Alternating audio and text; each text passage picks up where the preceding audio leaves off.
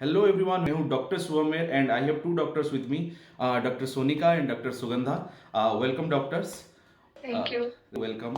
And अभी ये दोनों हमारे पतोक मेट्स थे। पतोक अगर आप लोगों को नहीं पता, आप लोगों को बहुत लोगों को पता होगा, लेकिन पतोक होता है कुछ 12 ग्रुप का, 10 ग्रुप का लेके एक पतोक बनता है। तो हम पतोक में थे, हमारा लेक्चर साथ में होता था। और ये दोनों हमेशा पढ़ते हुए ही दिखती थी मुझे। पहले पहले तो इतना नहीं, लेकिन थर्ड ईयर के बाद दोनों बहुत सीरियस हो गई थी। और ये लोग दोनों ही बहुत मोटिवेट किए हम लोगों को भी विथ इंस्टाग्राम कंटेंट। ये दोनों ही डालती थी स्टडी रिलेटेड कंटेंट्स। और मैं जब भी कुछ डाउट हो इन दोनों को भी पूछता था। देन हम डिस्कस भी करते थे कुछ कुछ। और they get us go like एक फ्लो में रहने के लिए हेल्प करते थे दोनों के दोनों। सो वेलकम दोनों doctors. Thank you doctor Shubham. Welcome. So thank you for having us. Welcome. So अभी शुरू करते हैं। और हम ये जो कंटेंट बनेगा, अभी हम ट्राई करेंगे कि जो नए स्टूडेंट्स हैं उनको हेल्प करें। जो भी प्रिपेयर करने वाले हैं उनको कैसे हेल्प करेगा वो हम देखेंगे। सो फर्स्ट ऑफ ऑल जो फर्स्ट क्वेश्चन रहेगा कि आप लोगों ने प्रिपरेशन कब से स्टार्ट किया था। तो डॉक्टर सुगंधा, आपने कब से प्रिपरेशन स्टार्ट किया। मैंने प्रॉपर प्रिपरेशन तो मैंने थर्ड ईयर से स्टार्ट कर दी थी। ओके। सेकेंड ईयर में मेरी बात हुई कुछ सीनियर से, तो हाँ मैंने यही पूछा पर्टिकुलरली कि कब से स्टार्ट करना सही रहेगा। हाँ तो उन लोगों ने बोला थर्ड ईयर से स्टार्ट कर देना, अगर हाँ चाहते हो कि अच्छा मार्क्स आए। हाँ हाँ। तो थर्ड ईयर से मैंने स्टार्ट कर दिया था ओके। प्रिपेयर करना। और doctor Sonika. Same third year से स्टार्ट कर दिया था, बट इतनी हाँ कंसिस्टेंट नहीं थी थर्ड ईयर में। हाँ मतलब चल रहा था टॉपिक वाइज जैसे कॉलेज में चल रहे थे। हाँ fourth and fifth year main हमारा बहुत कंसिस्टेंट ईयर था। हाँ। दोनों तो साथ में रहती थी शायद। सिक्स। हाँ साथ ही थे। हम हाँ। तो रूममेट्स ही थे रूममेट्स थे। दोनों का मार्क कितना कितना था, थ्रू सॉरी मैं आउट पूछना सिक्स भूल ईयर। गया था। मार्क्स। मेरा मार्क्स था 205। ओके। कॉन्ग्रेचुलेसन। एंड सुगंधा। 201। वाह। 201। दोनों ही 200 के पार हैं। दोनों एक साथ रहते थे, खुद दोनों को दोनों मोटिवेट करते रहते थे, चार्ज करते रहते थे। ठीक है। सो बिल्कुल बिल्कुल और थ्रू दोनों आउट का, प्रिपरेशन। हाँ, सोर्स ऑफ प्रिपरेशन दोनों का शायद तक ऑनलाइन ही था, लेकिन अलग अलग ऐप था। तो सुगंधा तुम्हारा कौन सा था। मेरा मैरो था। मेरो। और स्टार्टिंग से आई सोनिका वाज। का प्रेपलेटर। मेरा दोनों मिक्स था, कुछ अच्छा। सब्जेक्ट्स मैंने मैरो से किए थे, कुछ प्रेप से करी थी मैं। जैसे कि कौन कौन से subject. Like major subject obs gynae, ortho और हाँ। मेडिसिन। मेडिसिन मैंने प्रेप से करा है। ओके। और ऑर्थो करी थी। गायनी। गायनी मेरो से। गाइनी ऑप्स गाइन तो करी थी मेरे से। ओके। और सुगंधा, तुम्हारा सारा मेरो था। मैं मेरा सारा मैरो था, बट इंडिया वापस आने के बाद लाइक मैंने स्विच करा था। हाँ। जैसे ईएनटी राजीव धवन सर से मैंने करा था। ओके। देन सर्जरी मैंने नोट्स चेंज करा था विनीत अग्रवाल सर से, and then Puneet Gupta sir से, एंड ओके। देन एनआर्ट भी मैंने शिल्पी अग्रवाल मैम से करा था। हाँ। सोनिका, मैं तुमसे पूछना चाहूँगा, जब शुरू किए थे तो छोटे छोटे सब्जेक्ट से शुरू किए थे एनआर्ट ऐसे, या मेजर सब्जेक्ट पहले किए थे। कैसा फ्लो था तुम्हारा। मेरा जब कॉलेज डेज में थी ना, तब तो मैं ऐसे था कि मेरा एक मैं वो सब्जेक्ट लिखती थी, तीन सब्जेक्ट।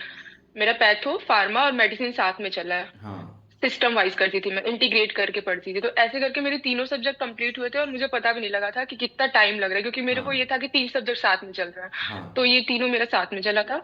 और माइनर सब्जेक्ट लाइक एनेस्थीसिया और डर्मा, इन सब पे मैंने ज्यादा ध्यान नहीं दिया था कॉलेज टाइम में। मेजर सब्जेक्ट पे मेन फोकस था कि इसको अच्छा। कंप्लीट करना अच्छे से। और डॉक्टर सोनिका, ये डॉक्टर सुगंधा, सॉरी।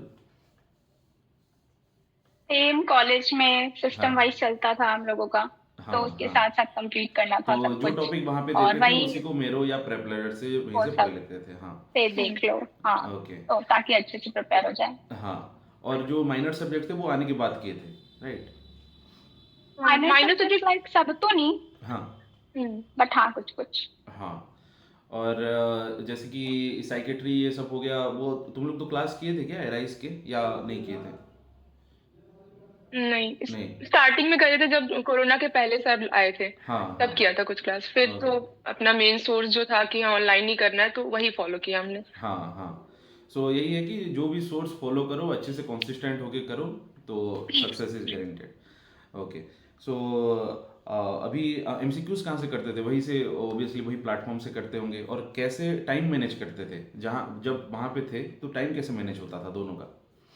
क्लास जाओ, क्लास से वापस आके एक ये होता था कि नहीं, हमें वो टॉपिक, कुछ टॉपिक को करना है, घर पे हाँ आके भी करना है। अब चाहे वो आप 2 घंटे दो, 3 घंटे दो, बट हम थोड़ा बहुत तो हम लोग पढ़ते ही थे। हाँ हाँ और फिर उसके साथ साथ उसके क्यूबैंक्स कर लेते थे। जिस दिन हाँ ब्रेक रहा, लाइक छुट्टी वुट्टी रही, तो उस दिन ज्यादा आवर्स पढ़ लेते थे। हाँ ये हाँ था, हाँ चलता हाँ। रहता था लाइक। और तुम्हारा सोनिका? फाइनल ईयर में एक फाइनल ईयर में एक ये होना चाहिए कि अब मुझे जाके एग्जाम देना है, हाँ तो पढ़ाई तो स्टार्ट करनी ही चाहिए बिल्कुल फाइनल ईयर वालों को। हाँ तो हाँ अब तो हमारे कॉलेज के सारे जूनियर्स भी काफी अच्छा कर रहे हैं। लाइब्रेरी में हाँ हम लोग जाते थे तो बहुत सारे जूनियर्स पढ़ रहे होते थे, हाँ। तो वो लोग लगे हुए हैं।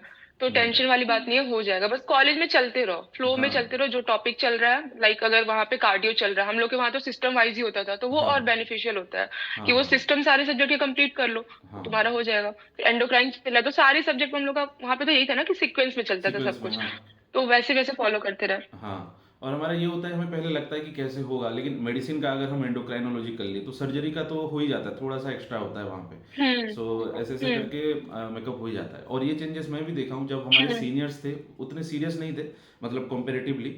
और अभी जो जूनियर्स हैं वो बहुत सीरियस हैं, पहले से ही, फर्स्ट ईयर से बहुत ही। सीरियस। हाँ, पूछते रहते हैं, तुम लोगों को भी कमेंट्स आते होंगे, इंस्टाग्राम पे डीएम आते होंगे। हम्म पहले से ही बहुत सीरियस हैं, जाने से पहले ही पूछते रहते हैं कि कहाँ से शुरू करना है, कहाँ से पढ़ना है, ये सब करना है। मैं बोलता हूँ थोड़ा चिल करो, अभी फर्स्ट ईयर है, सेकंड ईयर है, थोड़ा एनालाइज करो क्या क्या हो रहा है, एनाटॉमी को। फर्स्ट ईयर सेकंड ईयर तो हाँ, उतना सीरियस नहीं होना चाहिए पहले से ही, मतलब दिमाग में टेंशन डाल दोगे तो ये हो सब हम्म ये हो जाएगा।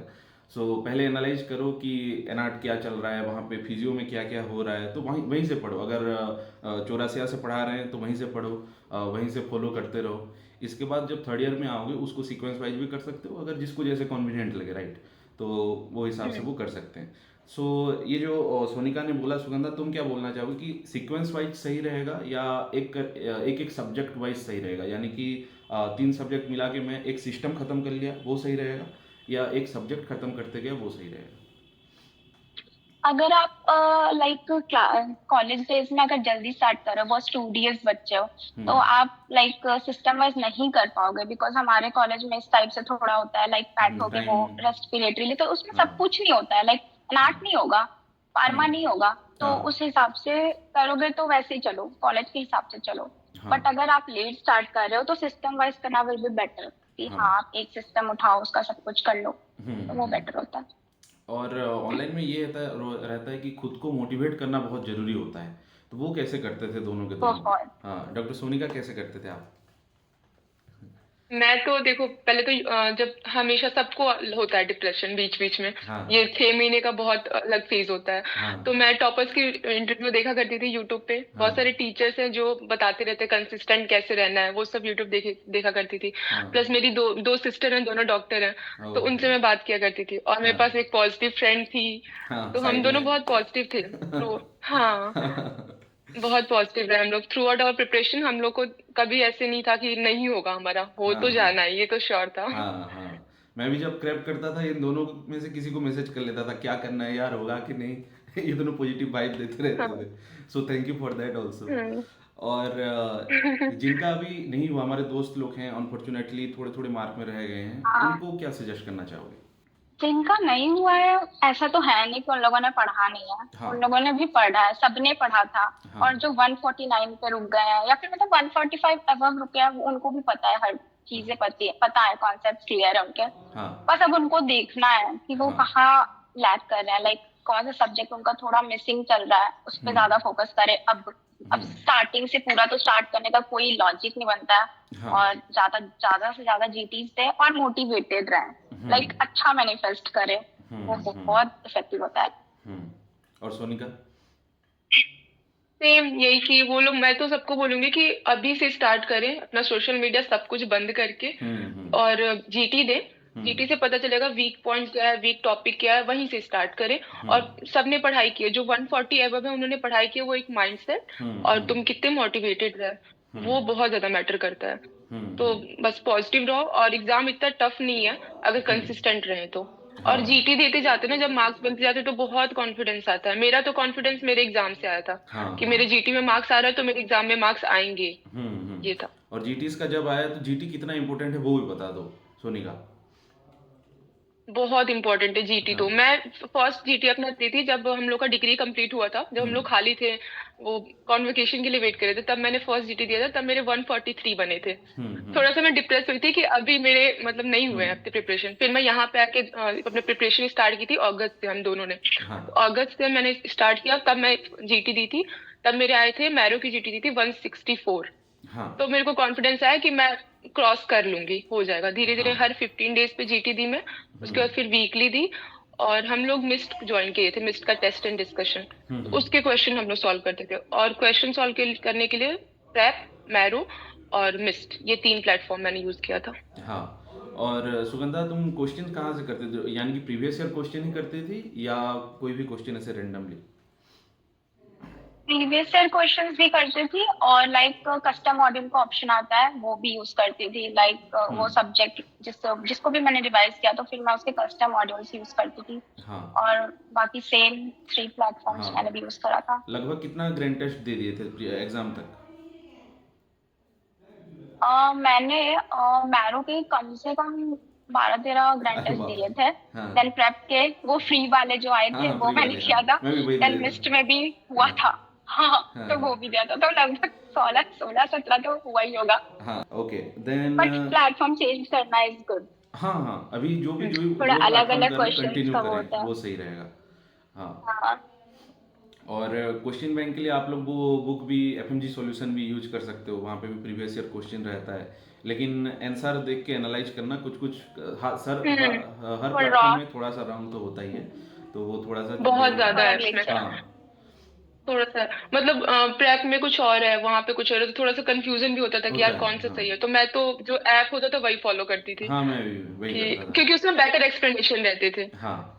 और एक तो मैं क्वेश्चन ऐप मुझे को बहुत फॉलो आता है, करती थी। क्योंकि मैं ऑफलाइन भी किया था, ऑनलाइन भी किया था, तो मुझे ये पूछते हैं कि क्या ऑफलाइन करना जरूरी है? मैं सबको बोलता हूँ कि नहीं, जरूरी नहीं है, और दोनों एग्जाम्पल मेरे साथ हैं, तो आप लोग अच्छे से बता पाएंगे कि क्या ऑफलाइन करना जरूरी है।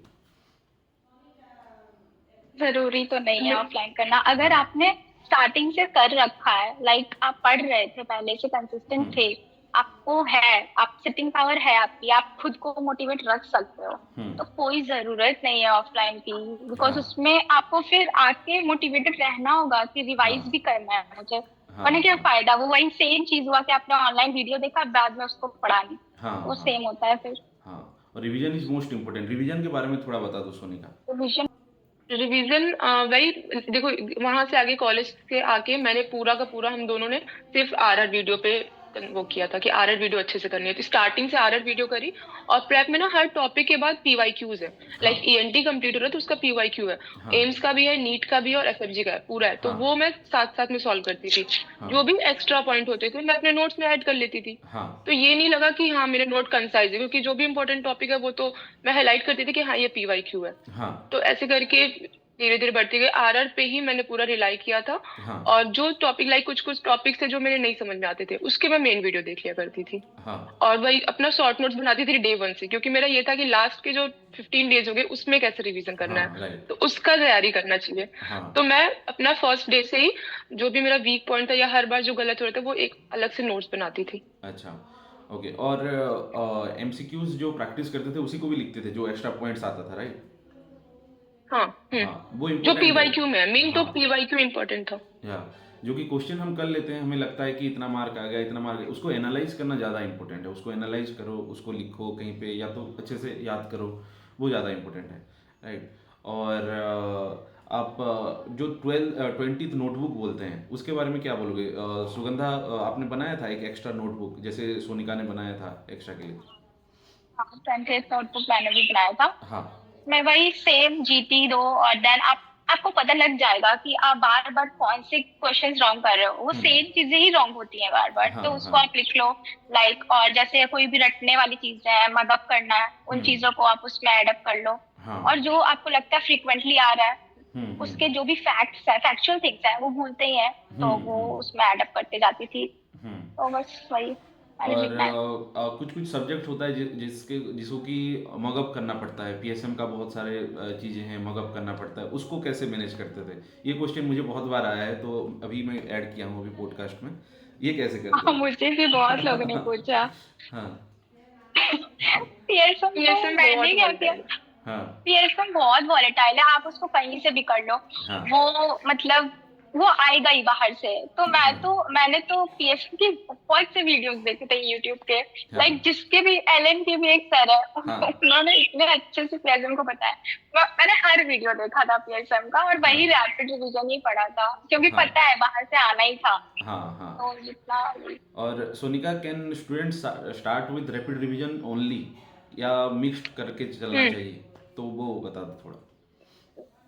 अगर आपके सारे मेजर सब्जेक्ट के सारे वीडियोस हो चुके हैं एक बार, तो हाँ। कोई जरूरत नहीं है फिर से रिपीट करने की। हम्म आरआर पे सीधे रैपिड रिवीजन स्टार्ट करनी है डे हम्म 1 से, और हम्म उसी पे रिलाई करना, उसी में अपना जितने भी ऐड करने हैं पॉइंट्स जो एक्स्ट्रा लग रहा है, लाइक क्वेश्चंस बार बार उस टॉपिक से बन रहा है और रैपिड रिवीजन में नहीं है, वैसे तो मोस्ट इंपॉर्टेंट टॉपिक होते हैं, होते हैं हाँ। नहीं है तो उसको ऐड कर लो हाँ। सिंपली। ओके। और मैं एक चीज बोलूंगी सबको कि रिवीजन बहुत बार करने की जरूरत है, मतलब हम्म। नोट्स नहीं चेंज करनी है। वो हाँ हाँ। रैपिड रिवीजन आपको पहले से ही डिसाइड कर लो कि आपके कौन से टीचर से पढ़नी है, क्योंकि हम्म। मैंने मतलब पहले मैं मैरो से करी थी, फिर यहाँ पे आके कुछ टीचर चेंज की, लाइक राजीव धवन को चेंज हाँ करी। हाँ। सर्जरी के लिए मैंने वो देखा, पीएसएम के लिए मैं पहले मैरो से करी थी, फिर मैं हम्म नेहा तनीजा मैम पे आई। हम्म। तो पहले से ही अगर होगा ना कि हाँ मुझे ये टीचर से ज्यादा ग्रैब हो रहा है, तो वो हाँ। बहुत बेनिफिशियल होगा प्रिपरेशन टाइम और पे। ये जानने के लिए क्योंकि हम कंफ्यूज हो जाते हैं किससे करें, क्योंकि हमें पता नहीं रहता किससे हमें ग्राफ ज़्यादा कर रहे हैं, तो यूट्यूब के जो हम्म। वीडियोस हैं, फ्री वीडियोस हैं, उससे देख लो, और उससे पता चल जाएगा कि कौन अच्छा हाँ समझ आ रहे हैं, आपके लिए कौन सा अच्छा है। इसके बाद आप स्विच कर सकते हो उस हिसाब से। ये अच्छा सजेशन था। Then anything you want to tell your juniors जो कि अभी प्रिपेयर कर रहे हैं, अभी सेकेंड ईयर थर्ड ईयर में हैं, उनके बारे में क्या बोलोगे उनको? वो लोग बहुत सही जा रहे हैं, मैंने देखा है मैं हमारे जूनियर्स को हाँ लाइब्रेरी में पढ़ते हुए। हाँ तो सही जा रहे हैं, बस अपने जो मेजर सब्जेक्ट्स है उसको ट्राई करना कि कॉन्सेप्ट बिल्ड हो जाए। हाँ यहाँ आने से पहले ट्राई करना कि 12 to 15 सब्जेक्ट तुम्हारे कंप्लीट हो जाए, माइनर 2-4 सब्जेक्ट तुम छोड़ सकते हो, नो हाँ प्रॉब्लम। वो कंप्लीट होगा, तुम्हें बहुत कॉन्फिडेंस मिलेगा यहाँ पे आके हाँ। कि एक बार मैंने कर लिया, अब मैं रैपिड रिवीजन पे जा सकती हूँ बहुत हम्म इजीली। क्योंकि बहुत मैसेजेस आते हैं कि रैपिड रिवीजन इनफ होगा या नहीं होगा, मेरे कॉन्सेप्ट नहीं है इस सब्जेक्ट में, कैसे होगा। तो हम्म। अब उनके पास 4 मंथ्स है, तो मैं ये नहीं बोल सकती कि पूरा आप देखो मेन वीडियो। हाँ rapid revision is the only option, but अगर हाँ। कॉन्सेप्ट अच्छे है तो क्वेश्चन बहुत जल्दी मतलब हम्म। सही जाएंगे आपके। हाँ। तो और ट्राई अभी करो कि कॉलेज कंप्लीट होने तक। हाँ, और अभी बहुत सारे स्टूडेंट ऐसे भी होंगे जो कि मतलब हुआ नहीं होगा, एक दो सब्जेक्ट ही हुआ होगा, बहुत कम लोगों का। तो सुगंधा, उन लोगों को क्या बोलना चाहोगे जिनका कम सब्जेक्ट हुआ है, अभी डिमोटिवेटेड हो जाएंगे ये सुनने के बाद कि 15 सब्जेक्ट 12 सब्जेक्ट हो जाना चाहिए, तो उनको क्या बोलना चाहोगे? उनके लिए ये है कि पर्टिकुलर सब्जेक्ट्स के रैपिड रिवीजन भी इनफ है। लाइक आपको अगर कुछ सब्जेक्ट से rapid revision, like PT ma'am से आप पैथोलॉजी देख लो, हाँ। माइक्रोबायो देख लो, हम्म। उनके रैपिड रिवीजन भी इनफ है हम लोगों के लिए। हाँ। तो वो आप उससे देख लो, मेन वीडियोस देखने की जरूरत नहीं है अगर आप लेट हो चुके हो अब हाँ तो। देन एनाटॉमी के भी आपकी जो आजम सर का वीडियो है वो कॉन्सेप्ट्स तो पूरा क्लियर कर देता है, हाँ तो वो हाँ। आप देख सकते हो। और बाकी मिस्ट की मैम है, उनके देख लो। वीडियोस नहीं भी देखते हो तो नोट्स एक बार पढ़ लो उनके, शिल्पी अग्रवाल मैम के और आजम सर का, वो पढ़ लो। मतलब वीडियोस देख लो तो कॉन्सेप्ट्स क्लियर हो जाएंगे और क्वेश्चंस अच्छे से सॉल्व होंगे। हाँ बाकी मेन वीडियोस आप देख लो, अगर सर्जरी के कम से कम, हाँ हाँ। लाइक मिस्ट कुछ से ही सब्जेक्ट देख के लो तो मेन या वीडियोस प्रेप से देखने कहीं से पड़ेंगे। भी। हाँ कुछ कुछ के मेन वीडियोस देखना जरूरी है, हाँ बट हाँ कुछ कुछ के आप रैपिड रिवीजन से काम कर सकते हो। शॉर्ट सब्जेक्ट्स के आप रैपिड रिवीजन से इनफ है, हाँ तो वो हो जाएगा। हाँ तो टेंशन की बात नहीं है, हाँ। आप कर सकते हो। कर सकते हो, राइट। अभी मतलब जब स्पेसिफिक हम चीजें हैं, हाँ वो करो।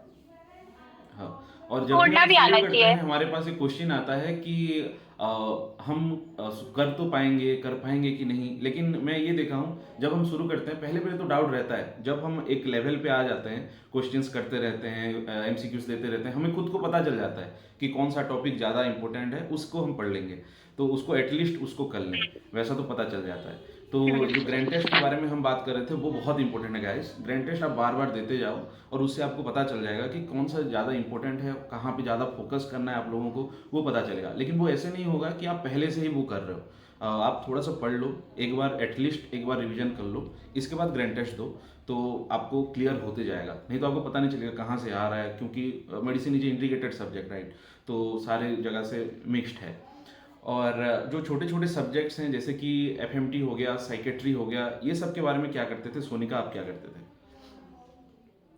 एफएमटी मेरे को बहुत इंटरेस्टिंग लगता था, तो एफएमटी मैंने बहुत स्ट्रॉन्ग कर लिया था। हाँ। ऐसा हो गया था कि जीटी में मेरे फुल मार्क्स आ रहे हैं एफएमटी में। हाँ। तो कुछ मैंने जो फर्स्ट पेपर के कुछ कुछ सब्जेक्ट्स होते हैं like patho, micro, FMT, ENT, ophtha, ये कुछ सब्जेक्ट्स मैंने एकदम स्ट्रॉन्ग कर लिया था, बार बार रिवीजन कर करके, कि फर्स्ट पेपर मेरा अच्छा चला गया तो सेकंड पेपर क्लिनिकल होते हैं तो उस पर हम पूरा डिपेंड नहीं हो सकते कि क्लिनिकल कुछ भी आ सकता है। हाँ। तो मैंने फर्स्ट पेपर बहुत अच्छे से किया था। साइकेट्री के लिए rapid revision is enough, Praveen sir का मैंने पढ़ा था। हाँ। और क्वेश्चन सॉल्व करी थी।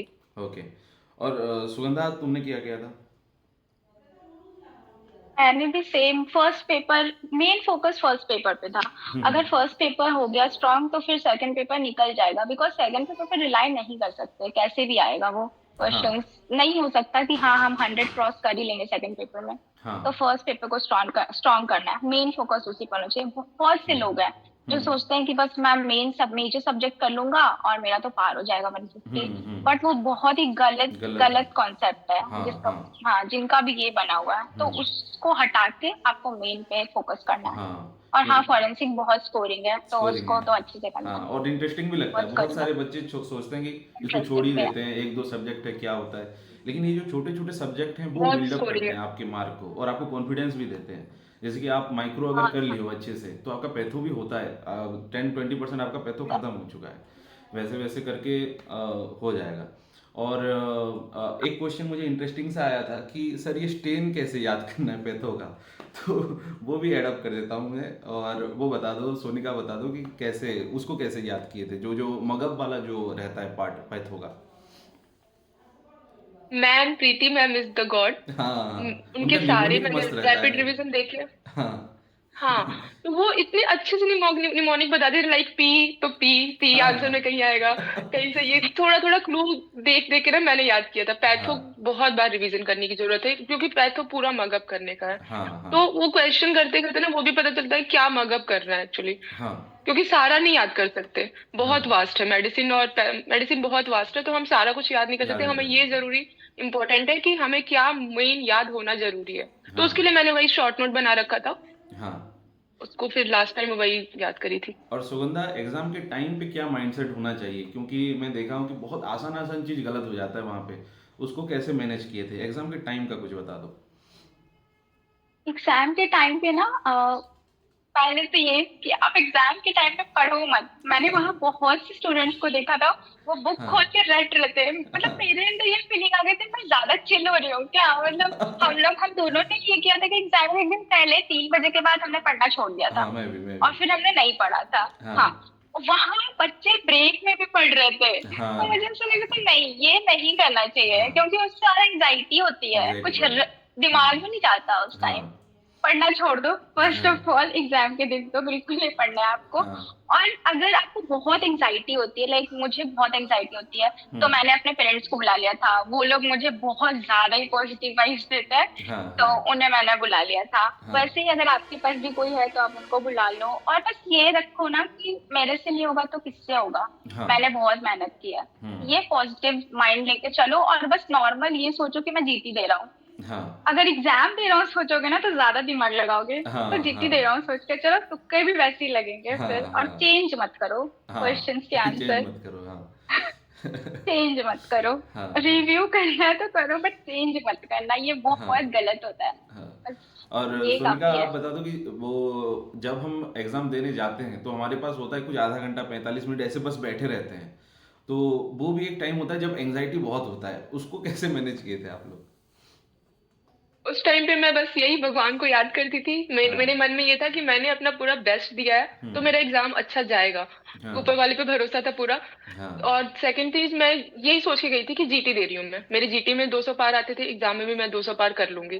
तो यही था कि ये मेरा एक नेक्स्ट जीटी है। एग्जाम के जैसे सोच के अगर दोगे कि यार ये नहीं हुआ तो फिर लाइफ खत्म है, फिर 6 महीने, ये सब कुछ नहीं सोचना। बस ये सोचो कि ये टेस्ट है, नेक्स्ट एक जस्ट टेस्ट है। बिल्कुल चिल होके खुद को काम कर रही थी, एकदम डीप ब्रीथ लेना, भगवान को याद करना। थोड़ा सा एक दो क्वेश्चन में मेरे हाथ ऐसे शेक हुए थे, कांपने लगे थे, बट फिर धीरे धीरे करके आ गया था फ्लो। मैं तो एग्जाम भी ऐसे देती थी, ऐसे खुश होके दे रही थी, वाह ये वाला क्वेश्चन भी आया है। मुझे भी वही हो रहा तो था। बहुत हाँ, और हाँ, ये जो होता है प्रैक्टिस फर्स्ट से ही पेपर होता है, बहुत दोनों का क्लूलेस भी था। जो मैं कॉमन देख रहा हूँ कि दोनों प्रैक्टिस बहुत किए हैं, जीटीज बहुत सारे दिए हैं, तो वो उनको एक ये चला गया है कि जो डर था एग्जाम के लिए, जो डर था कैसे प्रिपेयर करना है, कैसे बैठना है, वो चला गया है। तो आप लोग भी ये ध्यान रखिए कि जीटीज बहुत इंपॉर्टेंट है, और दोनों ने ही बहुत ही अच्छा स्कोर किया है। और गाइस वो बहुत अच्छा रहा ये सेशन, और आप लोग अगर कुछ बोलना चाहें, जो आपके जूनियर्स हैं, जो आपके कॉलीग हैं, तो बता सकते हैं, और इसके बाद हम एंड करेंगे। ऑल द बेस्ट सभी जूनियर्स को। बहुत अच्छे से पढ़ाई करें, और सिर्फ पढ़ाई नहीं करना है, वहां पर आपको चिल भी करना है, घूमना भी है। हम दोनों भी बहुत घूमे थे, बहुत मस्ती किए थे। हाँ बट हाँ हाँ, ये बैक ऑफ माइंड में ये था कि नहीं, एग्जाम भी देना है जा हाँ करके, तो हाँ पढ़ाई भी करना है। हाँ और जब आप यहाँ आए तो ट्राई करना है कि बीटीआर सेशन होता है जैनब मैम का, वो आप ज्वाइन कर सकते हैं तो कर ले, बिकॉज वो बहुत बेनिफिशियल होगा हाँ। आपके लिए। और बस दैट्स एलएलआर जो इट। चलते हैं, राइट, जो यूट्यूब में एलएलआर लास्ट टाइम पे वो तो डालते हाँ। हैं, हाँ, हम्म। उसको श्योरली देख लें। वो और भी सोनिका, देखना। आप क्या बोलना चाहेंगे?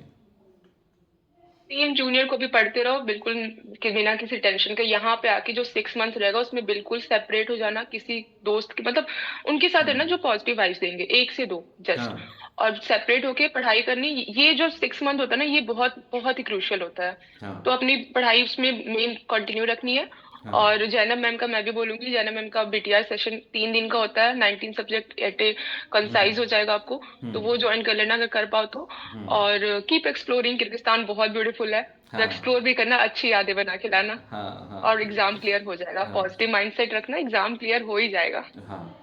तो दोनों को बैलेंस करके चलो, ऐसा नहीं कि सिर्फ पढ़ाई ही करना है, सिर्फ पढ़ाई ही करना है, दोनों को मिक्स्ड करके चलो, और बाद में आप लोगों को सक्सेस आएगा।